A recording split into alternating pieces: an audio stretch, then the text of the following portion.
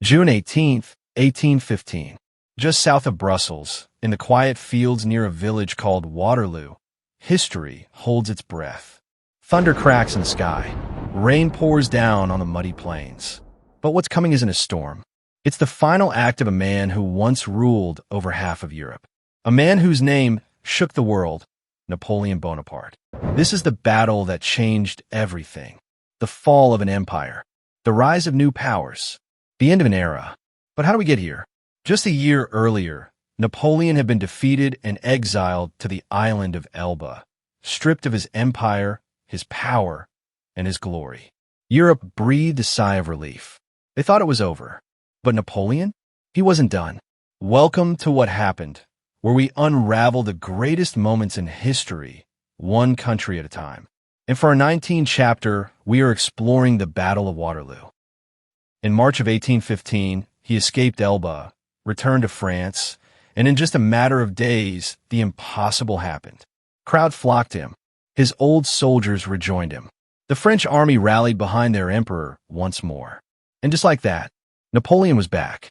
The period that followed is now known as the 100 Days, a brief but wild chapter in history when Napoleon reclaimed the throne and prepared to challenge the entire continent all over again. But Europe had learned its lesson. They weren't about to let him run wild again. Britain, Prussia, Austria, and Russia formed the Seventh Coalition, vowing to crush him for good. Their armies marched toward France. And Napoleon? He decided to strike first. His target, Belgium. Why Belgium? Because that's where the British and Prussian armies were gathering. If Napoleon could defeat them before they united, he'd have a real shot at victory. Divide and conquer, classic Napoleon strategy. And so he moved fast.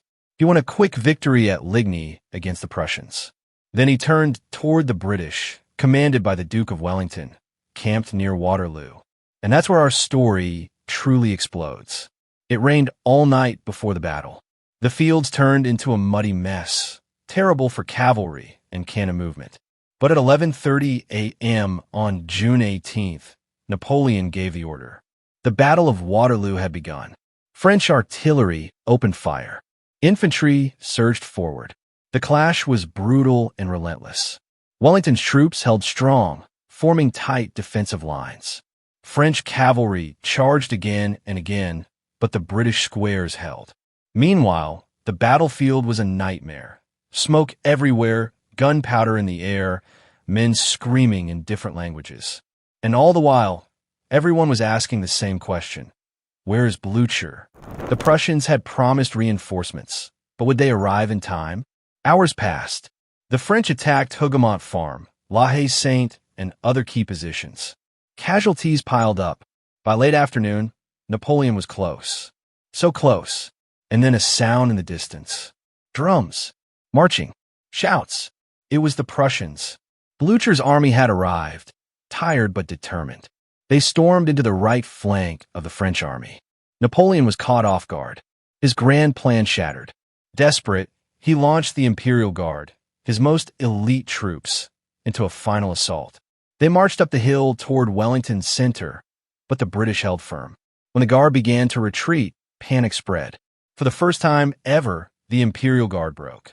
It was over. The French army collapsed. The battlefield was chaos. Napoleon fled the scene, his dreams of domination lying broken in the Belgian mud.